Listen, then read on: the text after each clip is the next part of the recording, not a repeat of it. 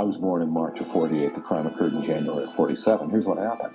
When I was 10 years old, in June of 1958, my mother was murdered. It was, in all probability, a date rape scenario that escalated from there. The crime has never been solved. My mother's death corrupted my imagination and engendered in me a tremendous curiosity for all things criminal. I went from being a full-time and big-time reader of general child's fiction to a reader of first children's crime fiction, then adult crime fiction.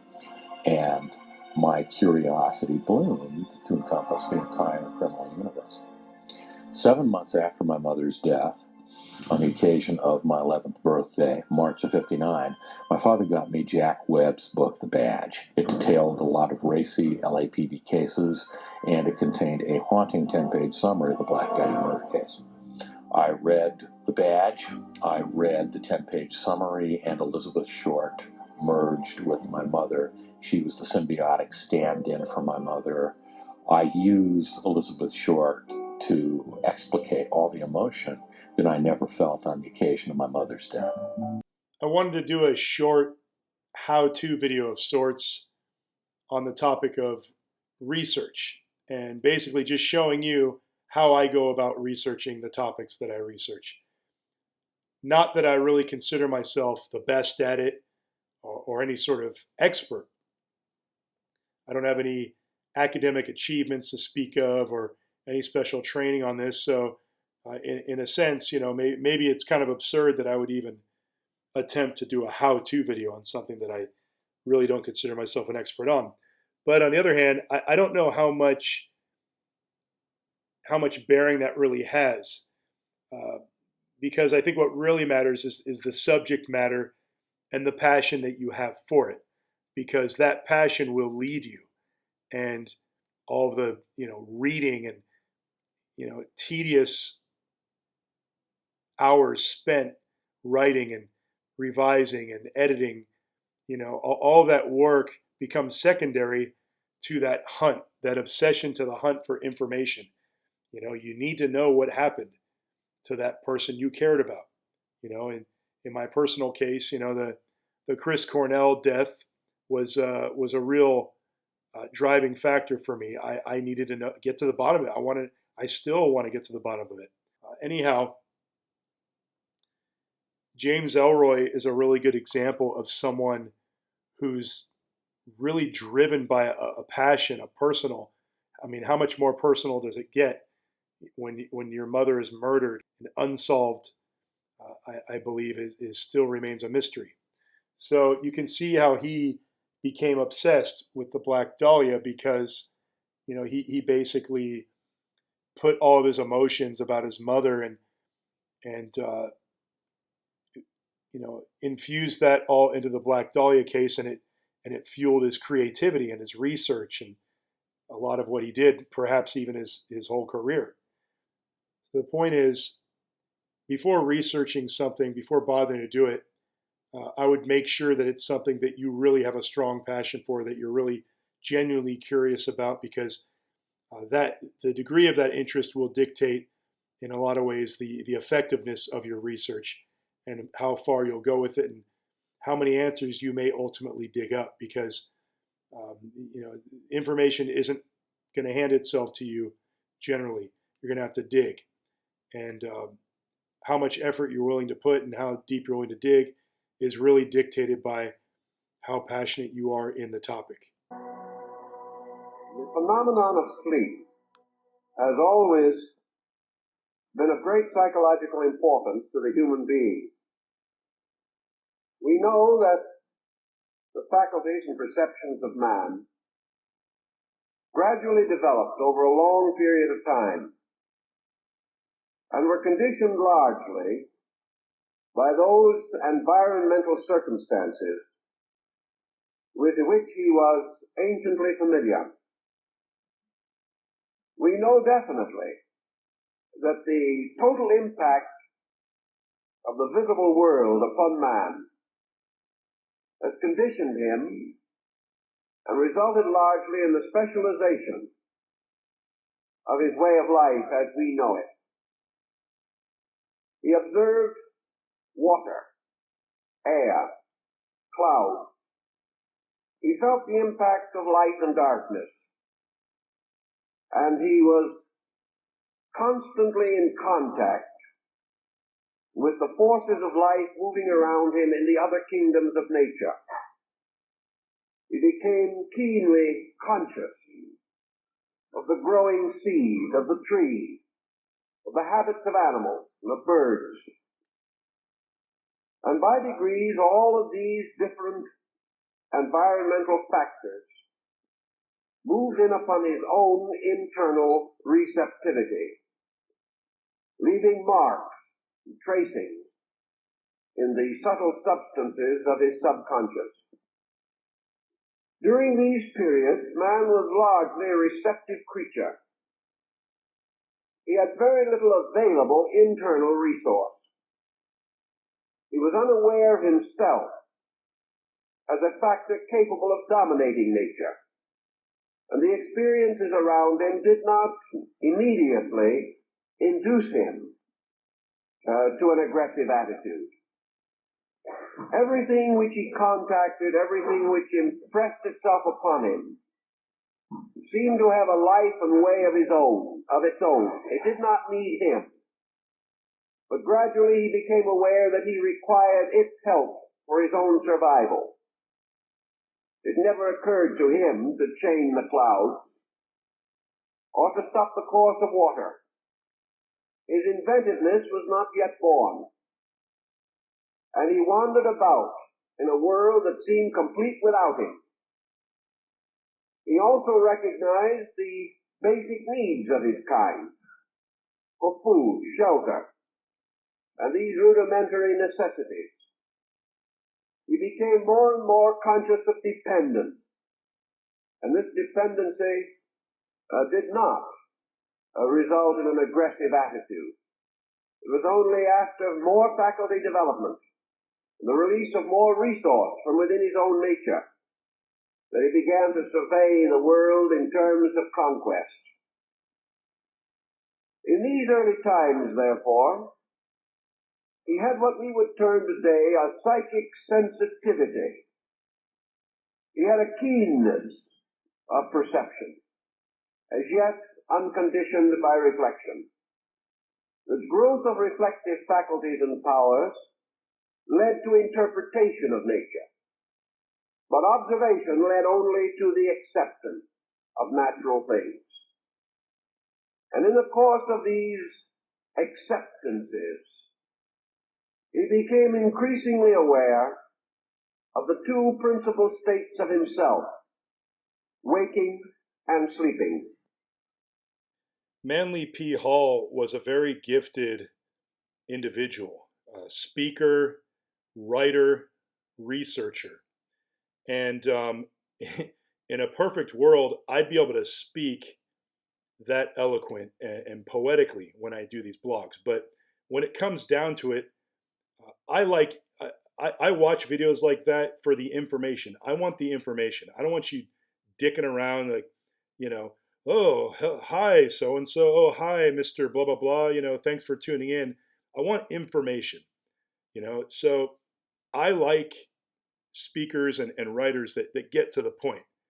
This isn't, I don't need to check in on how your dog's doing and all that. I mean, that's all nice if you're watching a video by someone that you maybe like, or a musician or something like that. Okay, these are just human beings being themselves. But when I'm researching, I just want information, and I almost prefer a more clinical, sterile style, maybe perhaps lecture style, like in a college. And the thing is, I think a lot of people would consider that very boring and not very interesting. But again, it comes down to how interested you are in the topic. If it's all about math, if you hate math, I'm not a big fan of math. I can't sit there and listen to someone talk about math for like an hour or two. I get sleepy. I can't concentrate. Maybe they can make it interesting. Maybe someone like Stephen Hawking could make it really interesting for me. Maybe if Manly P. Hall was a mathematician, he could make it interesting for me. But, I've never been fortunate enough to have a teacher that was able to make it so interesting that I could just get it the snap of a finger. So I'm just trying to address the point about, making your blogs or your presenting your research in a manner that people are interested in, and getting into like the popularity of my blogs and how many people follow, and maybe some think that the information in my blogs should be heard by more people, and sure, I agree, I would like more people to hear about my information, but I'm also kind of a believer in the idea that information comes to certain people. Maybe the masses just aren't ready for certain information. If people aren't willing to seek it out, then maybe they don't deserve the information. Maybe I'm full of shit. Maybe everyone shouldn't hear what I put out there. But I don't know. I don't really feel like it's up to me to decide completely. I think there's another element involved. But I just wanted to uh, cite Manly P. Hall as, I guess something to shoot for in terms of uh, striking that balance between getting to the point, information, but delivering it in a way that's pleasing. So, say you're flipping around on the internet or Instagram or Facebook or something, and someone posts a picture of a crop circle, and they start talking about this crop circle that popped up in England or something, and it triggers something in you, and you think to yourself, crop circles are very interesting. I want to understand what they're all about. I want to get to the bottom of that. I'm going to look way into that. So the first thing I would do is just ask myself, well, what is a crop circle exactly? And if we do a search on DuckDuckGo, that's a search engine I like to use, although it's probably good to use Google and others simply to compare results. I don't necessarily like to support Google, but they've got such a monopoly on everything. It's kind of unavoidable right now.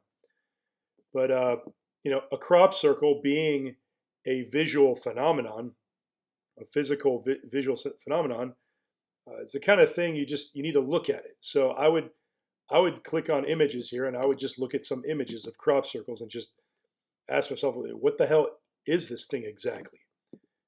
And obviously this is a sort of sculpture, a very precise, geometrically, minded. There's a lot of intelligent design here, but ultimately it's real fancy pruning of crops, pruning of plants. And you might think of a gardener that you paid to trim a bush or something or prune a tree one day, and it's generally not cheap. Okay, it can be kind of expensive work. And real rich people, their hedges look always very impeccable and beautiful. These people pay lots of money to get their hedges looking perfect all the time. So the first thing I would take note of is the intricacy of these designs and the exactness. Someone had to sit down, someone with knowledge of these shapes and mathematics and geometry had to sit down and either draw out this image or generate it with some type of program, because there's a mathematical exactness to it that you can see. And clearly there's some kind of technique or technology involved in translating that image perfectly to translate that using pruning tools to prune crops. And you just think about for a minute how much work that is and how much time that would take and effort and precision, and it begs the question, how? How and why? Why would someone do this and how? But before we get into the how and the why, let's just acknowledge that this is a crop circle is nothing more than crops which have been pruned and trimmed in a very specific manner into very intricate shapes. I use dictionaries a lot in my blogs. If I have any kind of doubt at all as to what I'm talking about or a point I'm making, if any of the words, if I don't feel completely confident about any of the words, I'll look them up just to make sure I'm staying on track, because, I want to deliver the truth here. I don't want to deliver a bunch of BS. And, relying on dictionary definitions helps us stay on track and stick with, you don't want to lose people if you start, getting the definitions wrong or using the words in the improper context. People don't take you seriously, and so you're not going to make your point as well. If we look up the definition of crop circle, in DuckDuckGo, the first meaning pops up and it says a usually circular pattern or group of patterns occurring in a field as the result of the flattening of the stems of grain or other crops, often as a prank to claim extraterrestrial or paranormal origin. So there's really, I'm asking for the definition. I'm not asking, why are crop circles made or why would people do that? That's not what I asked. I asked, what is the meaning of crop circle, DuckDuckGo? And they tell me in the first half here. They tell me exactly what I discovered by just looking at pictures of them. A usually circular pattern of group or pattern of patterns occurring in a field as the result of the flattening of the stems of grain or other crops. Now, I was guessing that the crops looked like they were finely pruned as well. It didn't look like just simple flattening to me, but let's just leave that aside for a minute. And this first half is just a very neutral definition of what a crop circle is. That's what it physically is, okay? But then they go and they kind of, they got to add this on here, often as a prank to claim extraterrestrial or paranormal origin. Again, I wasn't asking how they're made or how they're often made, but I suppose we can allow them that because let's face it, crop circles are very strange. They're kind of like these big riddles. They beg you to question what they're all about and why they're made. So, I guess I can't blame a source like American Heritage Dictionary or whatever to sort of take a stab at why they're why they exist. But again, there's a bit of a slant here when it comes to that aspect of the definition. But let's move on here. We're going to pass up Wikipedia and we're looking at Merriam-Webster here, okay? The meaning of crop circle is a geometric and especially a circular pattern of flattened stalks in a field of grain, now usually attributed to natural phenomenon or to the work of hoaxers trying to create the impression of a visit by extraterrestrial beings. So again, it's a two-part meaning. The meaning of crop circle is a geometric and especially a circular pattern of flattened stalks in a field of grain. That's the meaning. Put a period there. That's the meaning. Then they go, oh, well, let's tell you what our theory is about, why they exist.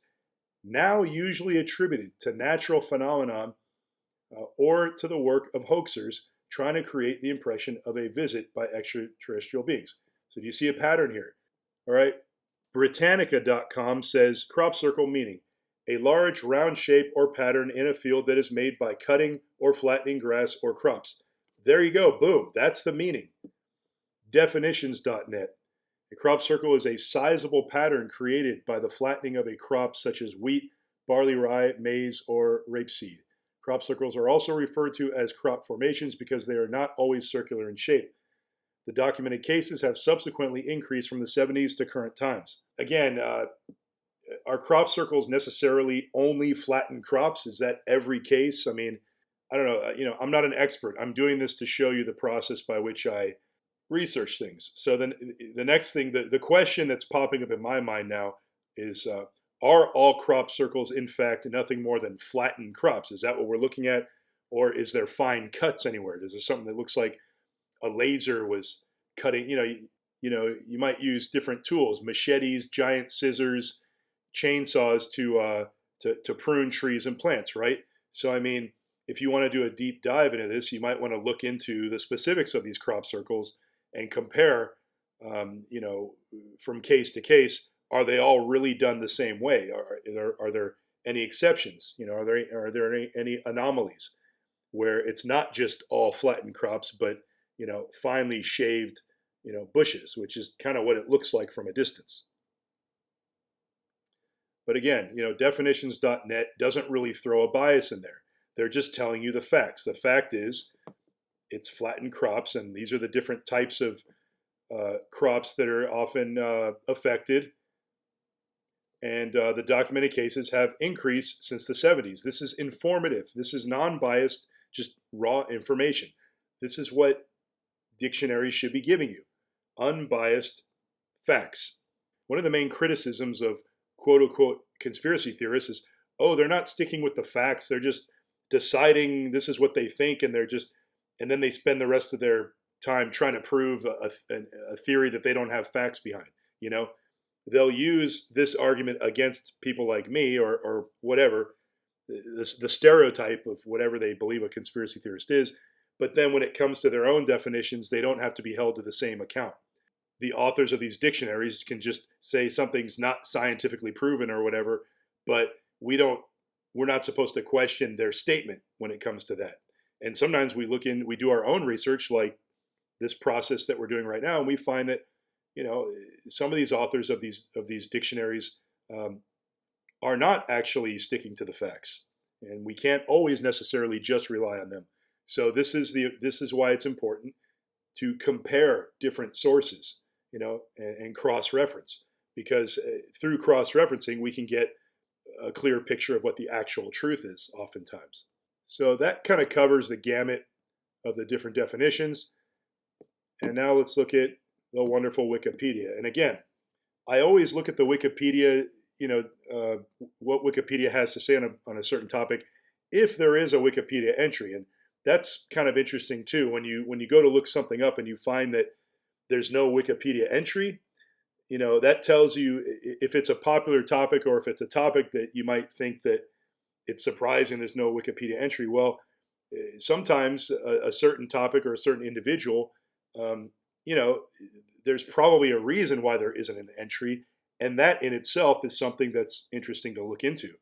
When I was researching the band Bathory, and I was trying to find out about the father of the guy who wrote all the music, Quorthon's father, Borge Forsberg. I couldn't find really anything about him in the Wikipedia in English. But then I started looking at the German Wikipedia or the different Wikipedias from other countries, and it's weird. Sometimes you'll find extensive entries on topics or people in other languages, and you have to use Google Translate or something else to see what they mean. But I have done that before. That's something worth doing sometimes.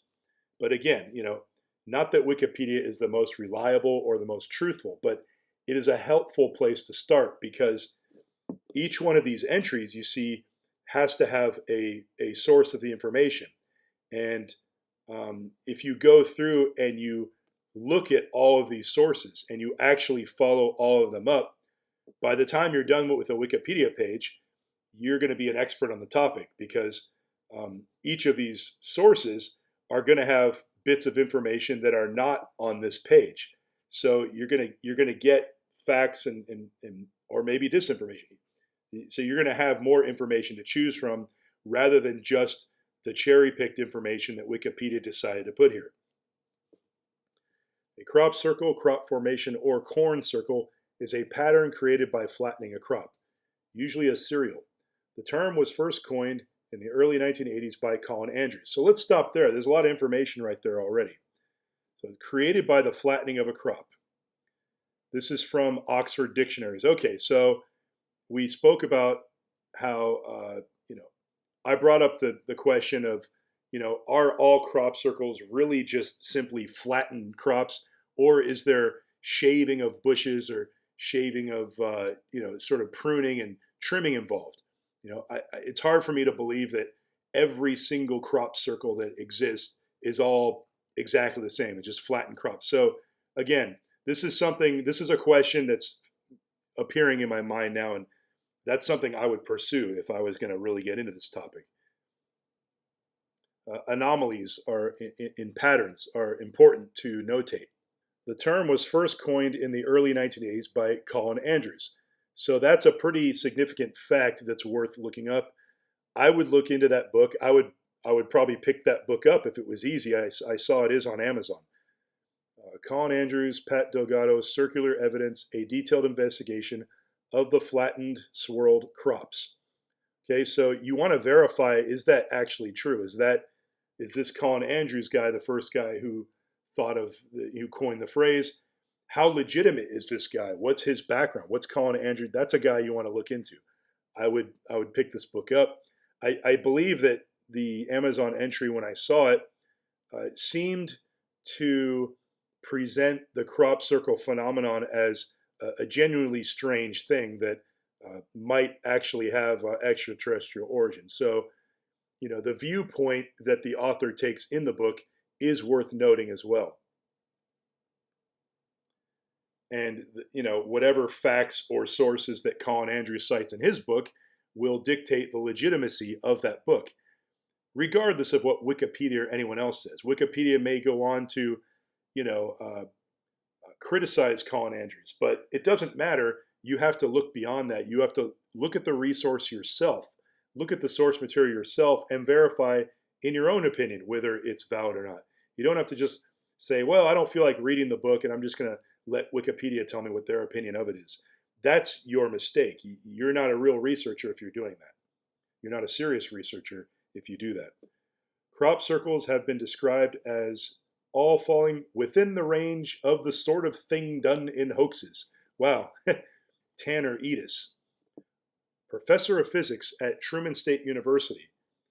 So this is from some writing he did called Science and Non-Belief, Prometheus book. So a lot of these academic types with these big, impressive titles and from impressive universities, we have to remember that even though these may be very smart people, they may be very educated and much more than me, and even maybe more qualified to comment. These people can still be assholes, okay? They may not be nice people. They may not have much morals. So, it doesn't matter how smart you are or how many titles you have. If you're an asshole or you're compromised or you're a liar, just because someone lies doesn't mean they're stupid. There's plenty of smart people that are liars. So I'm not saying that we shouldn't acknowledge the credentials of people, that we shouldn't take that seriously. But I'm just saying that it doesn't mean we shouldn't double check what they say and double check their records. We need to look closer at these people. What else have they done? Where do they accept money from? Who sponsors them? Who sponsors the universities that they are educated at? Who sponsored this write-up that he made? Because there may be a motive for taking this point of view that he's taking and that Wikipedia is now echoing. Although obscure natural causes or alien origins of crop circles are suggested by fringe theorists, there is no scientific evidence for such explanations, and all crop circles are consistent with human causation. So they're making a statement there. Basically, you can see, we've looked at the different definitions. We're looking at Wikipedia. There's clearly, an effort to marginalize people. Anyone who thinks that there might be some strange alternative definition other than just natural causes or hoaxes for the creation of crop circles. But the thing is, a real logical thinking person, you can't just close the book there, because if it's a hoax, that's not an explanation. Oh, the crop circle exists because of hoaxers. Well, that doesn't explain why those quote unquote hoaxers would go through so much trouble to do all that. Nobody does anything for free. This is a big job, making these crop circles. It's a big job. That costs money. That costs time and effort and intelligence, okay? So, they're basically drawing a line and saying, don't look into that. Don't ask why there's hoaxes. You're just supposed to stop there. Oh, it's a hoax, and you're supposed to laugh it off and then turn your head and pay attention to something else. There's something really strange about this whole phenomenon that I think does tie into the UFO phenomenon in ways that we may not expect. Now, there's an interesting contradiction here. Right here they say, although obscure natural causes or alien origins of crop circles are suggested by fringe theorists, there is no scientific evidence for such explanations. But look what they say down here. Look at this. There has been scant scientific study of them. If there's been scant scientific study of them, how do they come to the conclusion that there is no scientific evidence for such explanations? If hardly anyone has investigated a crime, and then you say, oh, investigators have found no proof of such and such. Well, yeah, investigators found no proof because they barely looked into it, because they barely tried. You see these games they play, these word games? I don't want to get too political here, but if you look at the 2020 election, in the news, they always repeat these phrases like the big lie and, you know, no court found any evidence of fraud. But what they don't tell you is that almost no courts actually looked at the evidence. You see? So these are the games they play. This is the wordplay. This is how they can. It's all about controlling the narrative, controlling the mainstream view, controlling your mind, controlling your perception, controlling you is what it's really all about. So this section here talks about these individuals who demonstrated how crop circles are made and claimed to have created at least one crop circle that Pat Delgado had previously claimed was authentic, meaning, I guess, aliens made it or something. So, writing in Physics World, Richard Taylor of the University of Oregon said that the pictographs they created inspired a second wave of crop artists. Far from fizzling out, crop circles have evolved into an international phenomenon. So, I guess they're likening it to, street art, like Basquiat or something, So there's a motive there for the quote-unquote hoaxes. They're just artists. They're creating art. They're maybe seeing how people will react, and that's part of the artistic experiment. Since Bauer and Chorley's circles appeared, the geometric designs have escalated in scale and complexity as each year teams of anonymous circle makers lay honey traps for New Age tourists. Apparently, there's a trend of these anonymous, I guess, artists to make these crop circles more and more complex to trick certain people for whatever reason. And again, I'm trying to follow what the motive is here. Is the motive to just mess with people, to go through all this effort and just so they can sit back and laugh and go, ha ha ha, we tricked them? I don't know. I don't know if that's the whole explanation. Since the early 1990s, the UK arts collective Circle Makers, founded by Rod Dickinson and John Lundberg, and subsequently including Will Russell and Rob Irving, has been creating crop circles in the UK and around the world as part of its art practice and also for commercial clients. So now we're getting into large-scale sponsored crop circles. And, earlier I've repeatedly notated that, these take effort. There's money behind it. Who's paying for these and why would they do it? So we're confirming that there are large organizations behind these and they are paying money for people to do this for, I guess, commercial purposes. And even Led Zeppelin, I guess, had a box set pictured on the front of one of their albums. On the night of 11 to 12 July 1992, a crop circle making competition with a prize of £3,000, funded in part by the Arthur Koestler Foundation, was held in Berkshire. So this is a phenomenon, okay? It's Discovery Channel, The Guardian, Summer Olympics. So this is mainstream now. This section here gets a little bit more into the specifics of how the crop circles are made. And I think that's a very important aspect that needs to be looked into. Increasingly complex circles started appearing in many countries around the world, including fractal figures. Physicists have suggested that the most complex formations might be made with the help of GPS and lasers. Now, think about the implications here for a second. This gets very serious all of a sudden. And keep in mind, I'm walking you through this and I'm looking at this information for the first time myself. I may have read this somewhere else, but I just want you to see the process that I go through when I study something. I start with certain assumptions and look at some basic information. And as you look further and further, more information presents itself, and the topic gets a little more interesting and fascinating, usually, almost inevitably. And this is kind of alarming to me because now I'm thinking, well, if I look further into this and I find reliable resources or investigations backing up the fact that some of these crop circles were made with the help of GPS and lasers, what are the implications there? You think of these direct energy weapons, things like that, which are other topics we're not supposed to talk about, and it's not supposed to exist, right? Kind of like the weather modification phenomenon. So, when you're in the middle of this research it's important to stop for a minute and breathe and step back and look at all the information and ask yourself, what is it all pointing to?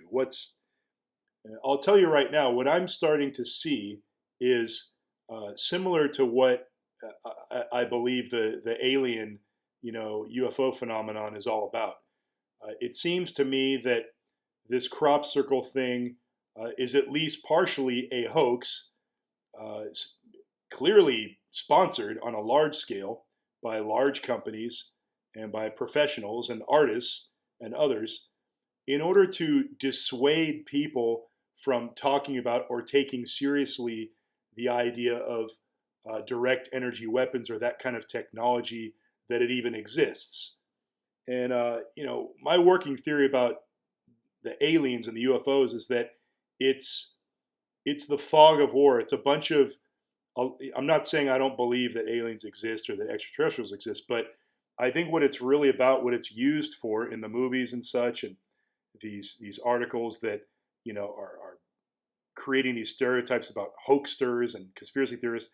What it's really about is covering up black ops, secret technology, things that the powers that be don't want us knowing about. They don't want us to know just how advanced they are and where millions and billions and trillions of dollars are really going and what that technology is being used for. Because the thing is, if the powers behind our governments have the ability to manipulate weather to the degree that they can create a powerful storm, for example, in New Orleans, and can create a flood. I mean, affect the you can attack a country by using weather. And if nobody believes that that technology is available to manipulate the weather in that way, then it just gets blamed on nature. You see how easy it is? Same thing with the direct energy weapons technology. I mean, we keep seeing all these fires in California, and the whole country's on fire, and everyone panic. But I mean, if the technology is available, and we know it is, to just start a fire in the middle of a forest using a direct energy weapon, and they say that all these fires, like what 90% are all man-made. Well, they're all man-made. They're doing this with this covert technology. Well, then doesn't that change our entire view about this global warming and what's actually causing all these fires every year? I mean, this is very serious stuff we need to think about. And so you see why there's a will to uh, control the narrative, control the conversation, and create a culture where you're a fool if you talk about this stuff. You're foolish. People make fun of you. Oh no, you're just a wacky conspiracy. You probably listen to Alex Jones and all that stuff. You may be able to confirm some of this stuff. Maybe I should go out and do that. Maybe that's the next thing I should do. Getting trapped in this circular thinking of, well, Pat Delgado said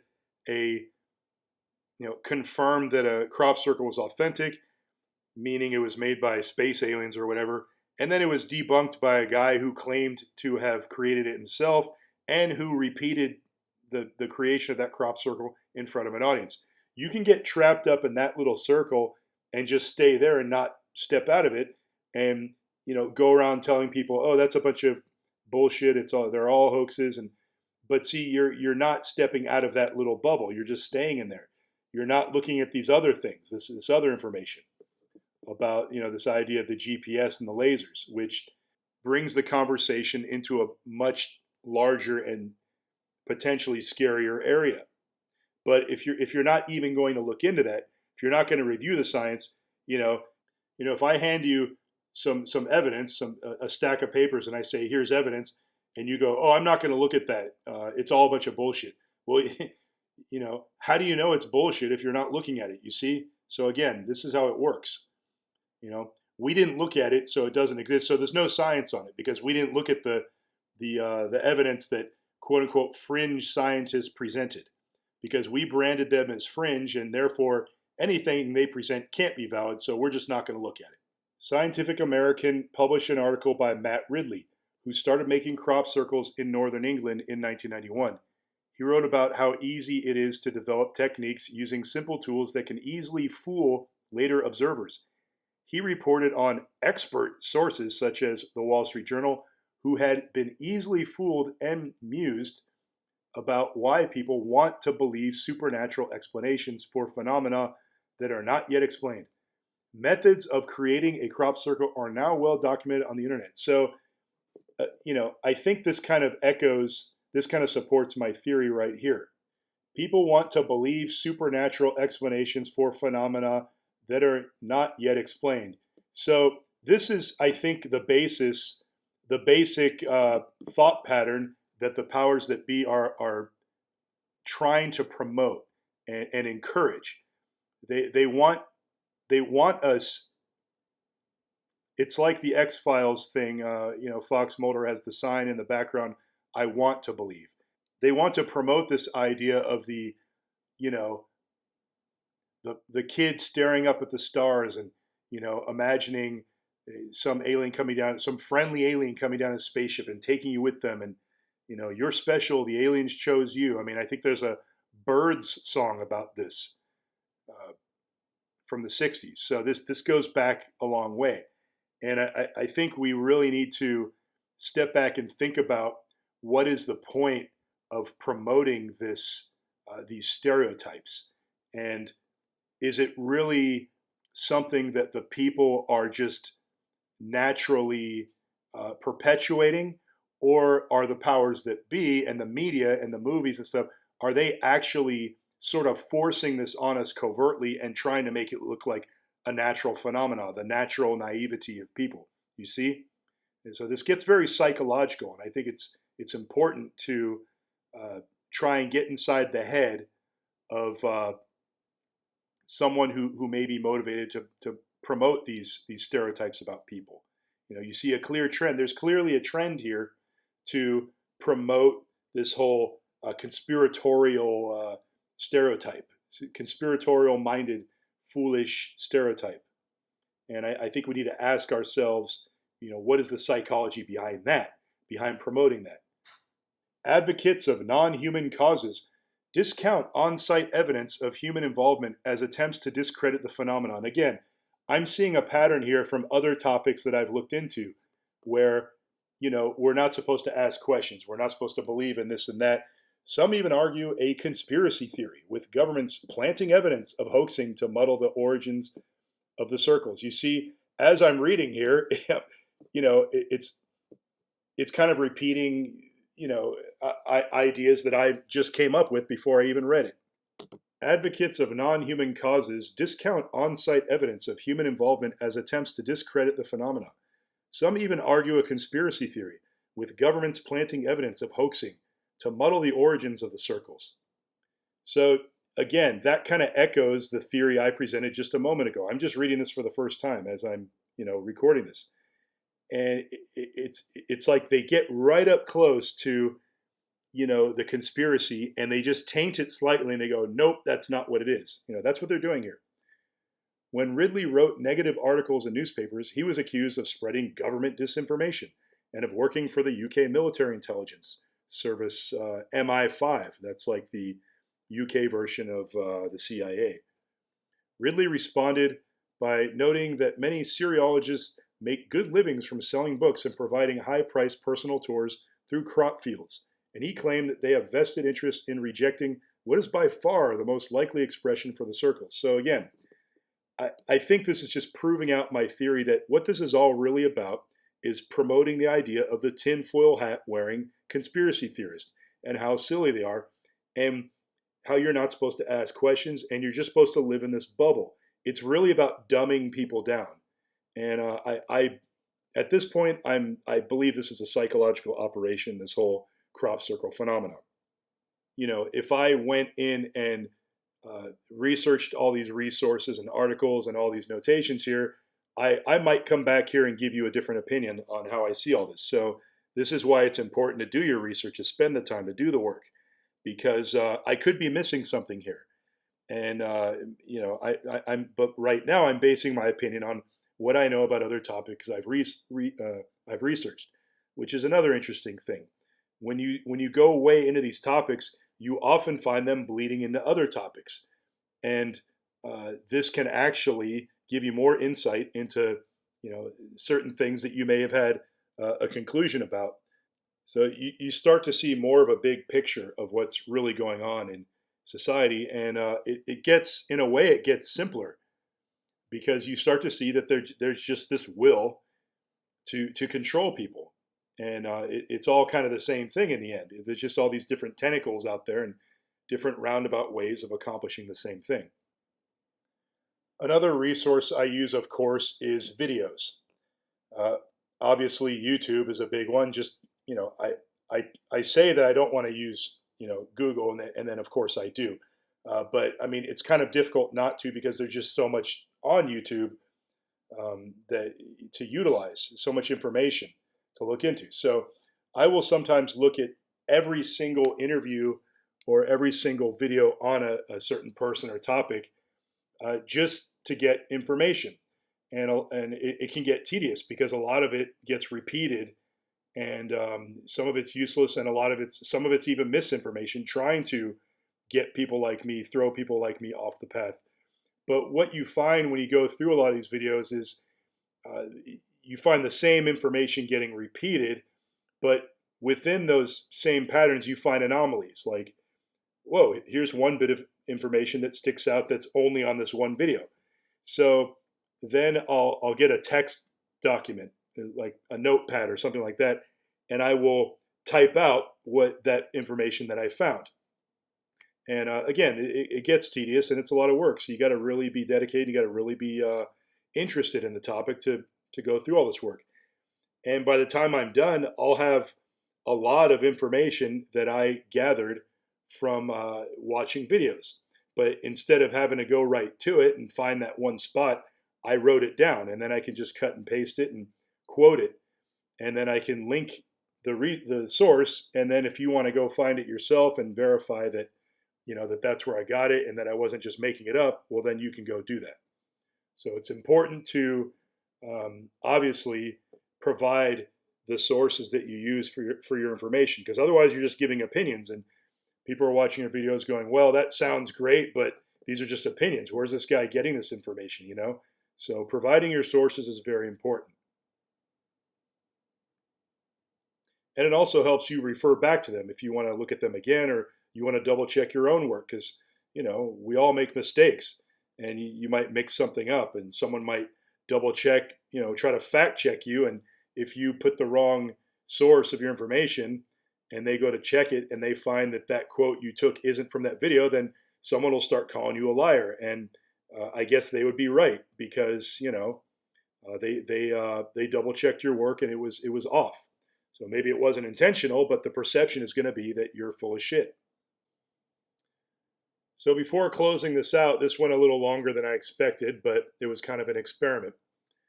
But let's just do a little review. So you want to pick a topic that you are genuinely interested in, or ideally very passionate about. And whatever your skill level is, as far as research or writing or what have you, that will all evolve. But you need that drive to get that, to extract that information. That will inspire you to take the time to work on whatever you need to work on, whether it be your research skills or your presentation skills. That'll all come, but you need that drive. That's what that passion for the topic. That's kind of what's going to push it all. Get the standard meaning. Get the mainstream perception. What does the mainstream say about this topic? And then explore all those sources that are listed in the Wikipedia entry or whatever resource you use. And read those books and get in the details there. Watch all the videos that are available on the topic at hand. And hey, talk to people. If you know someone who happens to have an expertise in the subject that you're looking into, all the better. But generally we don't usually have that luxury. But if you do, hey, go for it. Interview someone that or send an email to an author. I've done that before and I've gotten responses. Sometimes these people, will talk to you if you approach them the right way. Freedom of Information Act requests. I didn't even mention that, but yeah, you can do that.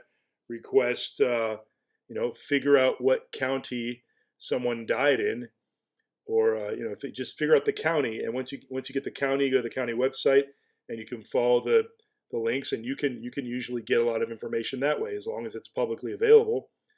With the Chris Cornell thing, I got the full investigative report by just simply, contacting the county there that he died in.